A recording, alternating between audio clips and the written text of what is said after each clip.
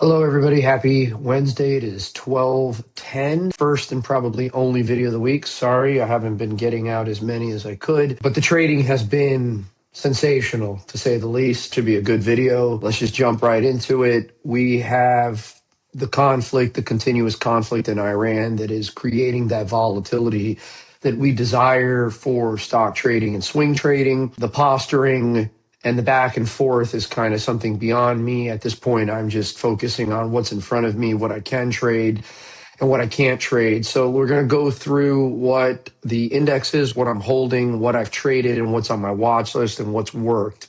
First and foremost, backdrop market is up today pretty much across the board. All right.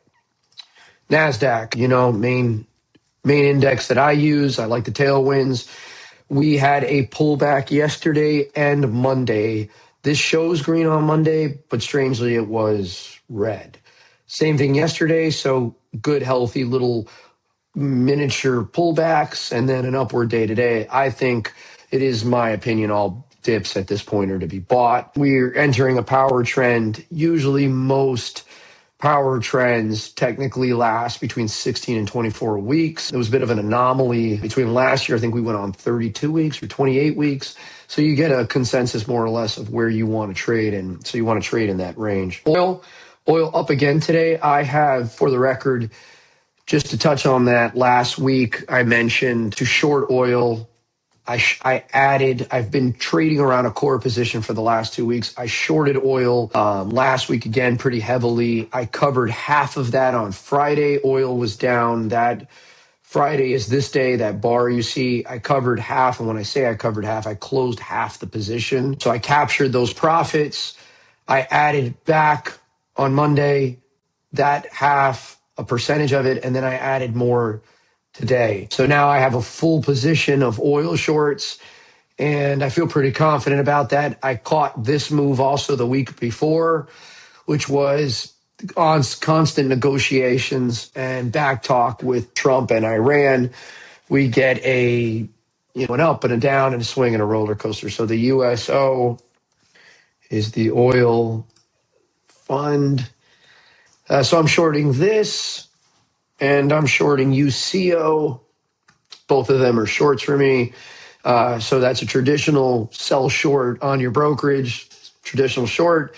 For those of you who think that is speaking Chinese, I've mentioned this to a couple people. You could simply buy SCO. That's the 2X. Okay, sorry, I had a little bit of a distraction behind me. People are behaving like children. It's a shame when grown adults behave like children. All right, so that's the deal with oil. Now, Bitcoin, I bought the spot 67. I mentioned that we're at 79 today, so we're having an upward move, getting very close to my...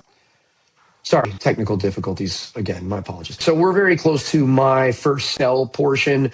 Right around 80 is where I'm going to unload about 20% of my spot from 67. My next target will be 83, 85. And then after 85, I'll lead up a percentage to just run. And this is only my spot. This is just my purchase that I made at 67. If you guys have been following me, I said 67 was the activation bar. I bought that. This is up pretty nicely now. So I plan to trail out of that. My recurring buys have nothing to do with this. I still buy Bitcoin every week. It has nothing to do with it. All right, moving along. Gold is up today barely, but it was down yesterday. Not much to do here. For those of you, though, who asked me about gold, and I'm just going to go on for like 30 seconds here, I own GLD. Okay, I own GLD as one way to own gold. I own GLDI, but I also own a lot of hard gold, and where I buy that gold is on dips from Costco. I have a membership at Costco. I buy them online. It's hard gold, either bars or coins. For the record, you can open up a Costco membership. I think you get 3% back with their executive thing, and you could open up a credit card and buy it and get 2% back. So you're getting a 5% discount on it. I'm not going to go into detail, but easily can be done. I think everybody should own some precious metal gold. If you don't, I don't know. I think you should own some, stash it. It's going to go higher in time. And I think it's very good to own as a hedge and overall in almost everybody's situation. All right, so there we go. We've gone over the NASDAQ, which is ripping, Bitcoin, which is now really close to 80,000. And now we're going to go into the fun of what we're trading. and what's been good, and it has been exceptional. Let's start off with a banger here. Every here and there, it feels good to kind of like toot my horn just a little bit. I do this for the record. I don't get paid to do these videos. I find so much enjoyment with my friends and people. I'm in like 20 chats and people are just hitting. And there's times to let off the trading when the market's trading sideways or down. And when the market is moving in a trend like this is when you should activate more trades. You should take the tailwinds and activate. So right now is a time where you should be putting your foot a bit on the gas. And this is the most gorgeous chart. If I didn't own such a large position, I'd be buying more. This is not financial advice, but rather for educational purposes. This wedge with this dried up volume, I mean, holy moly, if this didn't scream buy yesterday. I text so many people yesterday. I'm like, this is a screaming buy. Obviously, I bought it down here. I'm up now over 20 something percent or 25%. This is breaking out, and I think this is just going to be a freight train. Just throwing it out there. I still think it's actionable, up 6.5%. I'd buy it, to be honest with you. I own it already, so I don't have to buy it. Micron, just gorgeous. Just absolute textbook breakout, just beautiful, dried up volume, which was the true indicator. And I had that set as a trigger point, and just gorgeous. And that is breaking out to an all-time high. And for the record, there's nothing more bullish than all-time highs in the stock market. So for those of you who tried calling top here, yeah, right, whatever that means. Okay, IMNM is still actionable. I increased that position quite a bit last week. I feel good about it. You know, you guys know I went into the year. This was like one of my main positions. IMNM, that's a buyout candidate. I really like this also as well. Volume drying up, really setting up nice. You could see this cup trying to make a little handle, looking for the breakout. If you don't own that, you might want to take a gander. Again, do what you need to do in that regard. Okay, Arrow. I sold this early. I had to get back in. I sold this for profits. I had to get back in. This is breaking out all-time high. I bought this again on Monday, and this is just moving. As you guys know, I traded this. I caught all of this. Sold half of this here, sold half here, and then I just had to get back in. This chart looks, the pullback here, and then that shelf, it just, yeah. Anyways, I'm in Arrow again, and I like that chart. Trade Desk, another one. I mentioned this last week, had to get back in, or had to let this one ride. Remember, originally I thought this was going to be a day trade. I didn't sell it at the end of the day, and I was up 6%. I said, all right, it's turning in trade. And I turned it into a swing trade, and I've been a benefactor of that. I've caught a good move. I think I'm up over 10% on that. SanDisk, I am in SanDisk as well. And look, I'm just going to say for people, like, this is incredibly bullish. I've had so many people that have been like, oh, top. I had conversations with people. A couple people, you guys know who you are. You're like, this is topped. And I'm like, this is going higher. This is going to $1,000. I mean, I own it, and I'm also in calls, though. This is a much smaller position for me than Micron. They're in the same space. So Micron, SanDisk, Western Digital, which is another one which used to own, which was SanDisk is the spinoff. I mean, look at this. Another memory name. I mean, just absolute bonkers. I do not own that one. Seagate, I got a buddy that has basically his entire life savings in Seagate. I mean, just balls to the wall. And look at this. I mean, like, amazing. These are large benefactors of AI, data centers, storage, memory names. Pick one, own one, whichever one floats your boat. I own Micron and I own SanDisk. And yeah, I'm riding the trend. Okay. With that said, let's keep it moving. Prime, I talked about this one.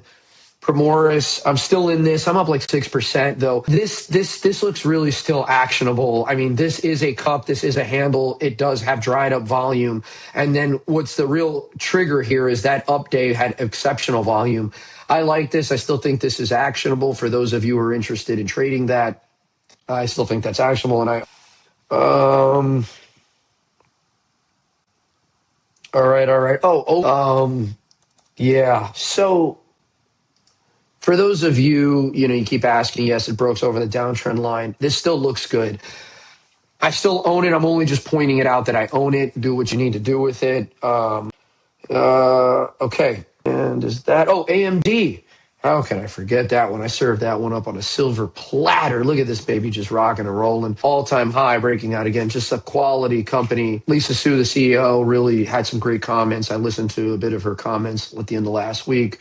And I mean, it's just really not much. If you own it, if you bought it when I bought it, as you know, there's really not much you can do here besides just add on pullbacks. Yeah, things cooking. Yeah, I mean, I'm up like 20 something percent on that purchase. That's working out. Oh, TGTX, this is working out fantastic. An oldie but a goldie. I'm in this, and I'm in this pretty heavy now. I own this in my IRA and my trading account. I usually don't stack, but I stack this one. I've owned it in my IRA since last year. It's in the trading account. I gave you guys this one. It was in the high 20s a couple weeks ago. That one's doing good. Still doing its thing. All right. I think that's all my tradable holdings. I'm going to run down again my IRA just because I constantly get calls. Microsoft, Amazon, Intuit, Visa, AMD, Dutch Bros, TGTX. And I think that's it. That's it. All right. So that takes care of that. As for watch list type stuff, the only thing that I have on my list that I would like to buy is Astera Labs, A Lab. This is set up. If you'd like to buy something and this is still set up in a nice form here, and I think you could buy that. For all of those individuals who ask me more so on the passive side, I want to point out a couple things. And this is for a different crowd here, and it's only for me just giving it to you. JPI and JPQ are great tools that you could use to park money and create a dividend, right? I use JPI, JPQ. JPI reflects the S&P with call covering. JPQ reflects the NASDAQ with call covering. Together, they make about 9 or 10% dividend paid throughout the year, 9% paid monthly. They are taxable dividends, so you do have to, pay that. As you can see, it's a monthly dividend. These are more cash flow. So what you're not going to get out of this is you're not going to get the appreciation of the NASDAQ and the S&P going up. You're not going to capture all that, but you're not going to get hit on the downside of that, right? So it's not going to hit you as bad. These are really good tools for you parking, maybe if you have a business, non-working capital, if in fact you have extra cash that you don't want to expose. But I have a couple other ones. JP Morgan launched ROCQ and ROCY.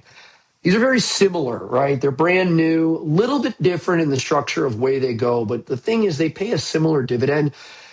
But these are taxed. They are beneficiaries of taxes. They are not subject to the same capital gains exposure. So what that means is ROCQ, which I do own, and I did buy these about 2 weeks ago. I got really lucky. Just because I bought these on the low end. I only bought them because they came out and I wanted to own a little bit of them. I like these JP Morgan tools, especially for like business capital. But I got lucky. They're up. So again, I own both these, which is nice, is you're going to capture more upside in an upside market. You're also limited on the downside.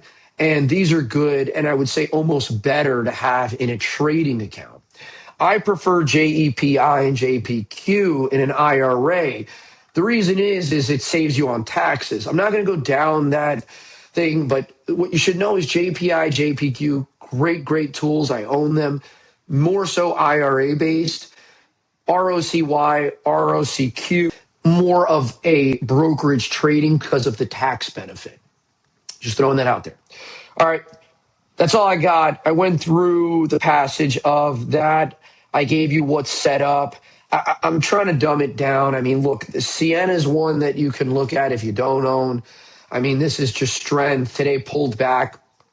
Probably a pullback that you could buy. ACLS is also a stock that I've traded and I have back on my watch list. This has just gone parabolic. And then if you were fortunate enough to catch CAR, congratulations. I did not, though down today 11%. But within the period of a month, this has gone from $100 to $760. And the reason, this is Avis car rental that has the worst earnings possible. And you want to talk about manipulation, that's because two groups own all the shares and it is damn near impossible to short. And because the people that are shorted, they're trapped And that's why you had this parabolic move. If you're interested in reading about that, you could Google it. It is actually quite interesting how they manipulate the system. And yeah, if you bought if you bought Avis at 115, it went to $600. And it's also a crap car rental company, so I don't know. Anyways, that's about all I got for you. I pulled out some fun stuff there. Put those things on your list. I guess my closing words are there's a multitude of strength in the market. I saw a chart, and I'll actually finish with this. For some of those individuals that are long-term investors, here's a chart that shows that since 1989 to this year, average returns on the S&P, average forward total returns, basically stipulates people that bought all-time highs in their IRA, in their IRA accounts, all-time highs have actually fared better than people that tried to buy the dips in their IRA. It's a crazy statistic. I wanted to pull it up. But anyways, don't be afraid. If you're a long-term investor, I don't really think it matters. If you're a swing trader like me, look for the strength, look for the themes. Memory, certain components are benefactors. And I guess you could short oil. Again, this is not financial advice. I'm only telling you what I've done. I have a relatively large oil short, amongst other things. All right. That's all I got. I hope you have a great week. Make some money and set your stops.